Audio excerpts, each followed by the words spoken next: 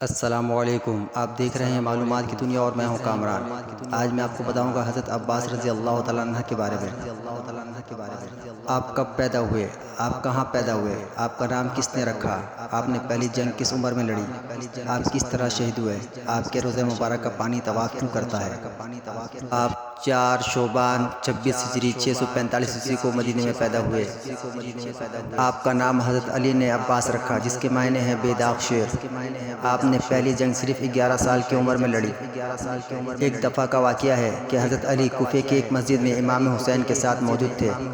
امام حسین کو پیاس محسوس ہوئی تو انہوں نے خادم کو پانی لانے کے لیے کہا، مگر حضرت عباس بہت تیزی سے اٹھے اور خادم کو منع کر دیا اور خود پانی لانے چلے گئے۔ حضرت عباس اتنی تیزی سے پانی لے کر آ رہے تھے کہ پانی چھلک کر حضرت عباس کے کپڑوں پر گرا۔ حضرت علی جو اس وقت بیان کر رہے تھے یکدم رکے اور ان کی آنکھوں سے آنسو بہنے لگے۔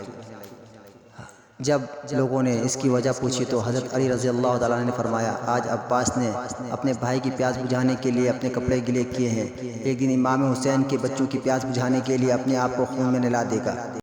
حضرت امام حسین اور حضرت عباس خیمے میں آئے تو بچے پیاس کی شدت سے بلک رہے تھے اور نبوت کا گھرانا تڑپ رہا تھا۔ ایک دردناک منظر اور پرسوز سما تھا۔ بی بی سکینہ حضرت عباس کے قدموں پر گر پڑی۔ حضرت عباس نے فرمایا، بیٹی کیا ہوا؟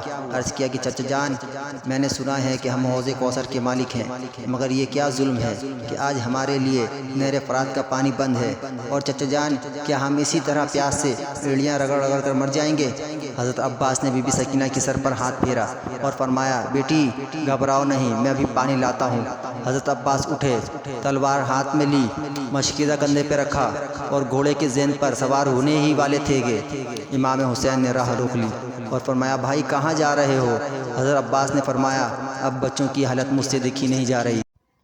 امام حسین نے کہا، ٹھیک ہے جاؤ، پہلے ان سے بات کر کے دیکھنا، ہو سکتا ہے بچوں کی حالت پر ان کو رحم آ جائے اور تھوڑا سا پانی دے دیں جس سے بچوں کی زندگی بچ جائے۔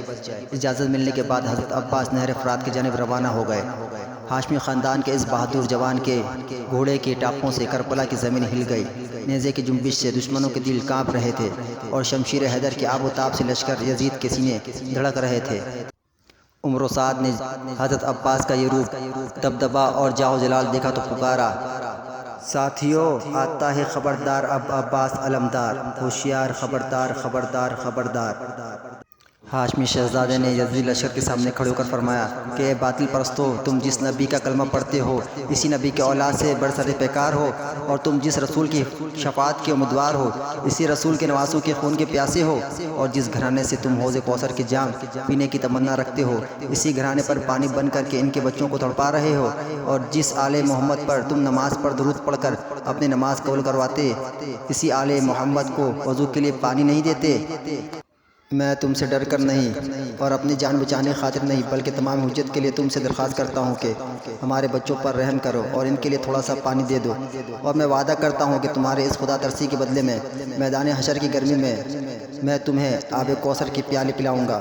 حضرت عباس کے اس ایمان افروز تقریر کے بعد یہ پتھر دل انسانوں کے دل پر کوئی اثر نہ ہوا، اور حارثہ بن زید کو عمر و سعد نے حکم دیا کہ تم جواب دو۔ حارثہ بن زید لشکر سے نکلا اور بولا، اے عباس، جو کچھ تم نے کہا ٹھیک ہے، مگر آج پانی ملنے کی ایک ہی صورت ہے کہ یزید کی بیعت کا اقرار کر لو۔ حضرت عباس نے کہا، پانی کے چند قطروں کے لالچ میں ہاشمی شہزادوں کی گردنیں باطل کے آگے جھک جائیں گی، اور بچوں کے پیاس کو دیکھ کر فاطمہ کے اولاد کے جوانوں کے نیزے سرنگو ہو جائیں گے۔ یاد رکھو، ہم اپنے گردنیں حق کے خاطر کٹوا تو سکتے ہیں مگر باطل کے آگے جھک نہیں سکتے، اور اپنی جانیں دین کے خاطر قربان تو کر سکتے ہیں مگر ایک بے دین کی بیعت نہیں کر سکتے۔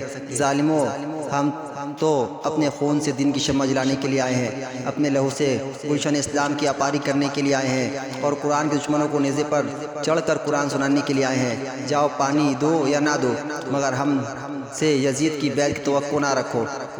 تمام حجت کے بعد حضرت عباس نے اپنے مرکب تیز رفتار گھوڑے کو اشارہ دیا، وہ چاروں قدم اٹھا اور ہوا ہو گیا۔ حضرت عباس دشمنوں کے صفوں کو چیرتے ہوئے اور ہر طرف قتل عام کرتے ہوئے نہر فرات کے کنارے پہنچ گئے۔ پیاس سے نڈال ہو چکے تھے۔ پانی کا چلو بھرا، پینے لگے تو سکینہ کی پیاس یاد آ گئی۔ پانی پھینک دیا کہ بچے تو پیاس سے تڑپ رہے ہیں اور میں پانی پی لوں۔ گھوڑے کا منہ پانی کی طرف کیا اور حکم دیا کہ پی لے، مگر اس نے بھی نہ پیا اور زبان حال سے عرض کی، حضور اگرچہ میں ہوا ہوں مگر اہل بیت کی صحبت کے اثر سے اتنا پہچان رکھتا ہوں کہ آل مصطفیٰ علیہ السلام کے مقابلے میں میری پیاس کی کوئی حقیقت نہیں۔ پھر آپ نے مشکزہ بھرا، کندھوں پر رکھا اور خیموں کی طرف دوڑے۔ پہرے داروں نے حضرت عباس کا راستہ روکا مگر اللہ کے شیر نے جب رخ کیا دشمن کے صفے الٹ دی۔ ایک ظالم نے حضرت عباس علمدار کی تلوار ماری جس سے آپ کا بایاں بازو کٹ گیا۔ آپ نے مشکزہ بائیں بازو میں تھام لیا اور نکلنے کی کوشش کی مگر ایک ظالم نے وار کیا جس سے بایاں بازو بھی قلم ہو گیا۔ آپ نے مشکزے کا کمسا دانتوں میں پکڑ لیا اور دوڑے کہ کسی طرح پانی کا یہ مشکزہ خیموں میں پہنچ جائے، مگر تقدیر اور منشاء الہی یہی تھا کہ حوض کوثر کے مالک آج پیاس سے ہی شہید ہوں۔ عمرو سعد نے پھر آواز دی کہ ساتھیوں مشکزے کو چھلنی کر دو۔ چنانچہ تیروں کی بارش ہونے لگی اور مشکزے سارا پانی زمین پر بہہ گیا۔ ظالموں نے پھر چاروں طرف سے ہاشمی شہزادے کو گھیر لیا اور تلواروں، نبروں اور نیزوں کے وار پر وار کرنے لگے۔ علی کا لال زخموں سے چور چور ہو کر گھوڑے کے ذہن سے نیچے گرا اور آواز دی، یا حسین مجھے سنبھالنا۔ امام علی مقام دوڑ کر گئے اور عباس کو اپنی جھولی میں اٹھا لیا۔ اس طرح حضرت عباس رضی اللہ تعالیٰ عنہ شہید ہو گئے۔ انا للہ و انا الیہ راجعون۔ آیا رسول سے آپ کو ایسی محبت تھی کہ نہر فرات پر پہنچنے کے باوجود بھی آپ نے پانی نہیں پیا۔ یہی وجہ ہے کہ آج پانی خود آپ کے روزے کا طواف کرتا ہے۔ اس لیے شاعر کہتا ہے، منہ سے ایک بار لگا لیتے جو مولا پانی، منہ سے ایک بار لگا لیتے جو مولا پانی، دشت غربت میں یوں ٹھوکریں نہ کھاتا پانی۔ مزید معلوماتی ویڈیو دیکھنے کے لیے ہمارے چینل کو سبسکرائب کریں اور بیل آئیکن کو پریس کریں۔